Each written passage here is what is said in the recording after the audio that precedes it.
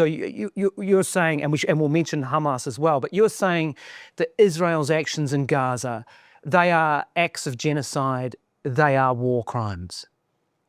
Well, I mean, the war crimes is pretty straightforward. In other words, it's a war crime to starve the civilian population, which on and off the Netanyahu government has been doing. It's a war crime to indiscriminately bomb a populated area, which they were doing with, say, the 2,000-pound bombs. It's even a war crime to, attack a single Hamas fighter, knowing that there'd be 20 civilians who were killed. That's a disproportionate attack.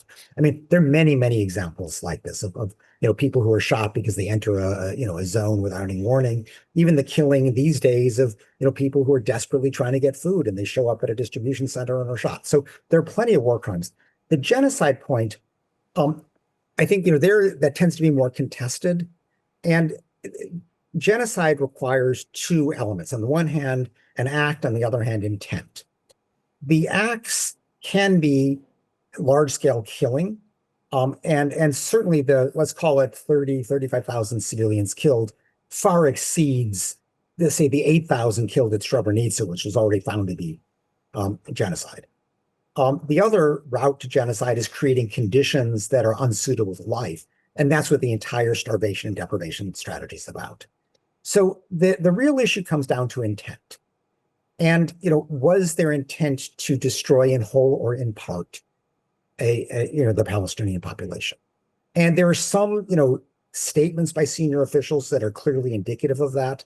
The former defense minister Gallant saying these are all human animals. The president saying there are no innocent civilians in Gaza.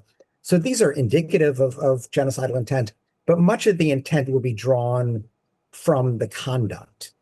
And the International Court of Justice has odd jurisprudence there. They kind of say, if there's another understanding, maybe that's not genocidal intent. But that would sort of suggest that because the intent here is not, I should say, to kill every single Palestinian, is to kill enough to create conditions that are bad enough that the rest just flee. It's very similar to what Myanmar did with the Rohingya, kill about 30,000 to send 730,000 fleeing to Bangladesh. And in fact, that's a case that's before the International Court of Justice. Now, that'll be decided before the Gaza case.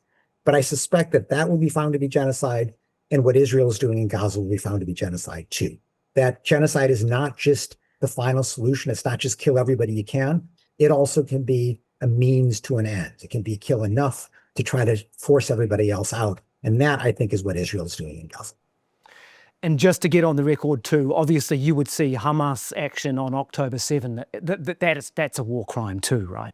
Absolutely. There's no question. It is a blatant war crime to deliberately kill civilians. It's a war crime to abduct civilians.